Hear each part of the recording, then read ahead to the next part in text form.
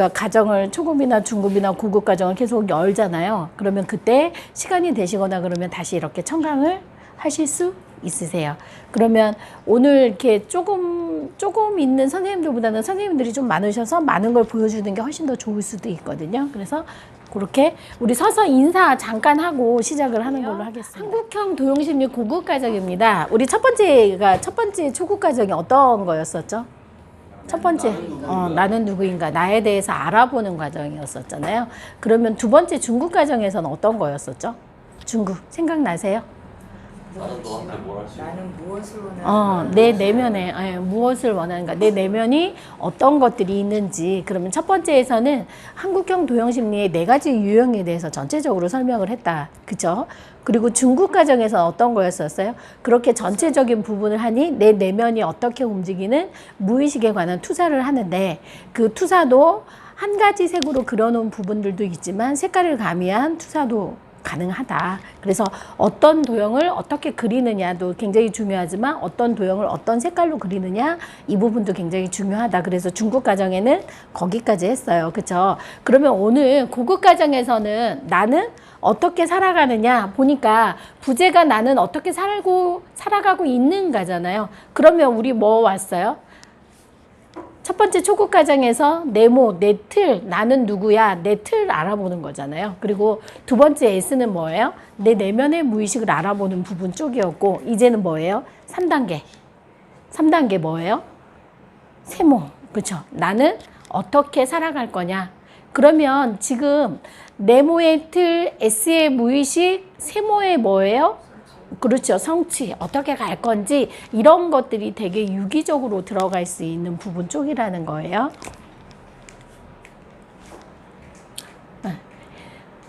요거는 저희들 들어가는 부분들이었었고요. 요것도 넘어갈게요. 그러면 고급 과정에서는 한국형 도형심리가 초급하고 중급에서는 뭐였었어요? 4가지 도형 유형만 설명을 했었잖아요. 그러면 고급 과정에서는 1차 도형하고 2차 도형을 썼을 때 도형이 몇 가지가 되냐면 12가지가 되는 거죠. 그러면 12가지 도형에 대해서 설명을 하는 거고요. 그리고 이거에 필요한 이제 초급하고 중급에서는 개인의 그런 어떤 무의식이나 이런 어떤 성향이나 이런 부분에 대해서 이야기를 했다 그러면, 고급 과정에서는 누구예요? 사람과의 대인관계 속에서 어떻게 움직이는지 그 부분에 대해서 알아보는 교육이 들어가고요. 우리가 초급 과정에서 그 한국형 도형심리 검사지, 진단지를 가지고 우리가 성격 유형이나 이런 부분에 대해서 알아봤죠. 그죠? 그러고 나면 지금 고급 과정에서는 부모 양육태도 스타일이 어떤 건지 양육태도 검사지를 가지고 성격에 따른 양육을 내가 어떻게 하고 있는지, 그러면 이제는 나에서 벗어나서 우리 가정 그리고 조직에 관해서 수업을 들어가는 부분 쪽이라고 알고 계시면 되실 것 같아요. 오리엔테이션은 한번 해보려고 합니다. 이렇게 몸으로 익히는 강의를 좀 많이 하는 편이라서 나오셔서, 그 지난주에 저희가 초급하고 중급 과정을 진행하셨었잖아요. 그러니까 본인의 느낌이라든지 이런 부분들이 있으시면 얘기를 해주시면. 나름대로 한번 내 자신을 한번 돌아봤다. 최소한 나한테 시간을 부여한 날이었다. 이렇게 판단하고 있습니다. 물론 뭐 앉아가지고 책을 펴놔 놔놓고 석 장 이상 저는 못 읽습니다. 기본적으로 눈도 안 좋고 책을 별로 좋아하지 않습니다. 근데 읽어보고 또 앞전에 교육 받았던 교수님께서 말씀하셨던 걸 기억 되듬으면서 최소한 내가 욱하고 성질을 부리고 대인관계에 있어서 이런 부분이 많이 부족했었구나. 그렇다면 이 부분을 조금 보강을 해야 되겠구나 하는 생각은 했습니다. 이 정도. 네. 예, 감사합니다. 감사합니다. 네. 사실 2013년에 만났으니까 벌써 6년이라는 세월이 흘렀습니다. 그래서 끄주머니 없이 이 성장 과정을 지켜보고 어려움과 이런 것들을 많이 지켜봤는데요, 우리 김 교수님은. 사실은 이제 오늘 집사람이 제가 도형심리 공부하러 가 그랬더니 빨리 갔다 오래요. 왜 그런지 아세요? 사실은 저는 그래도 관대하다고 생각했는데 상대를 이해하는데 너무 부족했어요. 과거에는 막 싸웠거든요. 집사람이 어떤 얘기하면은 그 얘기를 듣다가 남자들이 기본적으로 가지고 있는 거 있잖아요. 가르치고 싶어 하는 거. 그래가지고 어떤 얘기를 하소연하는데 듣다가 나중에 부해가 나거든요. 성질이 나거든요. 그러니까 뭐 어떻게 해요?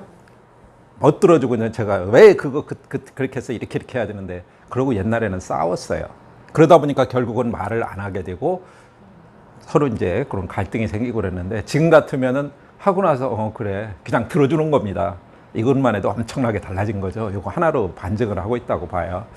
우리가 사회생활을 살아가는데 굉장히 관계가 중요하거든요. 그런데 그 관계의 중요성을 다시 한번 깨닫고, 그래서 여기서 놓지 못하고 우리 사회가 서로 극단으로 치닫고 있잖아요. 사실 사회고 국가고 뭐 이렇게 극단으로 치닫고 있는데, 아마도 우리가 서로 상대를 배려하고 또 알아간다면은 좀 더 나은 사이, 또 그리고 이거는 분명히 초기 단계이긴 하지만 그걸 할 수 있다는 걸 저는 느껴요. 그래서 검사 도구가 쉽고, 그 다음에 해석도 쉽고, 그 다음에 할 수 있을 얼마든지 응용이 가능하거든요. 그래서 전 많은 사람들을 그래도 지금도 마찬가지로 이렇게 좀 무료로 이렇게 해주고 그러면은 어떻게 잘하는지 모르겠다고. 사실은 저는 어설픈데 얼마나 잘하겠어요, 우리 교수님 같은 경우는. 그래서 늘 공부가 되면, 기회가 되면 여기 와서 하려고 합니다. 그래서 아직 부족하지만 계속 끝까지 가보려고 노력하고 있습니다. 고맙습니다. 그냥 가는 게 아니라 물어볼 거예요. 네, 안녕하세요.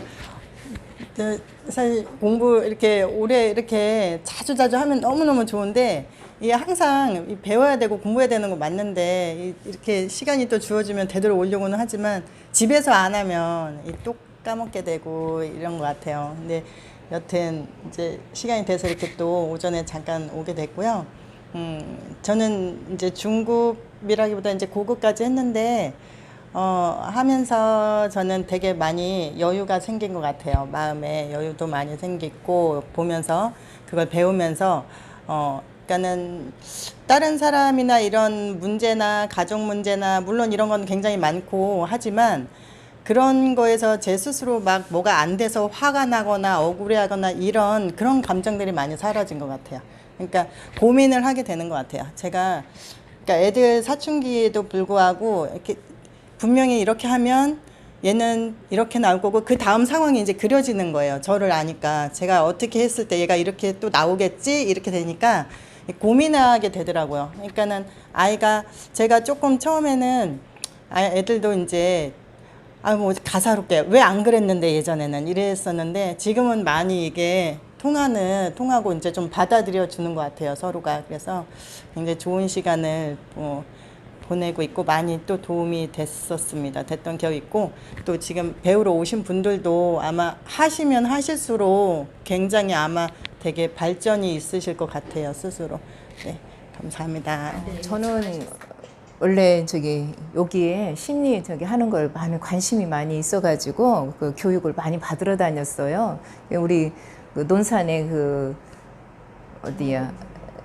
평생학습관에서 이런 강좌가 굉장히 많이 열립니다. 그래가지고 그런 강좌들을 많이 하다가 이제 요거를 마지막으로 지금 하게 됐는데, 다른 것들은 그냥 그거 하고서 끝나고 그 다음 단계를 제가 나아가지를 않았는데, 이거는 끝까지 한번 해보고 싶은 생각이 들더라고요. 예, 아까 말씀하신 것처럼 쉽고 쉬운 것 같아요. 다른 심리 그런 거보다 이게 훨씬 쉬운 것 같아서 내가 좀 할 수 있겠다 이런 생각이 들어가지고 한번 해보겠다는 생각이 들어서 저도 알지만 다른 사람들도 알아갈 수 있는 그런 거를 한번 저도 스킬? 기술을 좀 익히고 싶은 그런 생각입니다. 네. 저는 이 촬영 핑계로 이렇게 유튜브를 제작을 하고 있는데, 사실은 꽤 많은 강의를 들었어요. 그리고 또 편집을 하다 보면 어쩔 수 없이 이렇게 계속 봐야 돼. 그래서 이제 뭐 내용을 섬세하게 이렇게 받아들인다 뭐 이런 관점보다는, 사실은 우리나라에 여러 가지 이런 형태의 심리 테스트하는 기법들이 있잖아요. 저는 전공이 수학인데 이 엑서사이즈들을 쭉 다 보니까 경우의 수가 굉장히 많더라고요. 뭐가? 한국형 도용 심리학이. 그래서 이거는 진짜 섬세하게 상대방들을 분석할 수 있고, 나 역시 나 자신을 분석할 수 있겠구나. 이거 괜찮다. 근데 이게 배우면 배울수록 굉장히 어려워요. 아시다시피 정말 다 다른 사람들이 살고 있고, 그 사람들의 내면을 본다는 것 자체가 참 쉽지 않은 접근일 텐데, 어쨌든 이런 좋은 도구를 가지고 뭐 검사지부터 시작해서 그림 투사까지 이렇게 하는 과정 속에서 하기 전에 잠깐씩 제 생각을 하게 돼요. 벌써 튀어나갔어야 되는데 그거를 내가 멈추는 경우가 있더라고.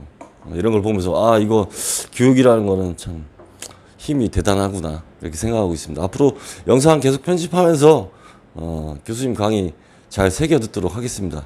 감사합니다. 느낌이 어때요? 하고 제가 물어봤었잖아요. 그러면 우리 선생님들이 나오셔서 발표했을 때 캐치되는 단어나 몸짓이나 행동이나 이런 것들 기억나시는 거 있으세요? 혹시? 그렇죠. 욱한다. 네. 그것도 있고 그러면서 욱하고 참고 이러면서 어떤 도형이 보여요? 어떤 도형이 보이셨어요? 그렇죠. 그런 부분들 쪽이라는 거예요. 그래서 우리 나중에 선생님들께서 놓치지 말라고 자꾸만 오셔서 내가 이거 이렇게 보여 라고 얘기하는 거 아무 소용없거든요. 그러면 이렇게 나와서 이야기할 때 저 사람이 어떤 얘기를 주로 하지? 본인 얘기하시잖아요. 본인. 그러면 우리가 도형에서 자기중심적인 성향을 가지고 있는 사람들은 누구예요? 세모이거나 S이거나. 그러면 세모이거나 S인데 세모가 많이 보이냐? 그러면 단어를 쓰고 하는 부분 쪽에서 뭐가 많이 보인다? 세모가 많이 보인다. 이렇게 찾으라는 거예요. 사람을 만났을 때 그냥 저 사람이 뭐지? 내가 학문적으로 다가서서 뭐를 하려고 하면 굉장히 어렵다라는 거죠. 그러니까 뭐냐면 자기 성격은 변하지 않으니 자기의 행동, 말 이런 모든 것들이 뭘로 간다? 자기 성향으로 간다라는 거예요. 그렇죠?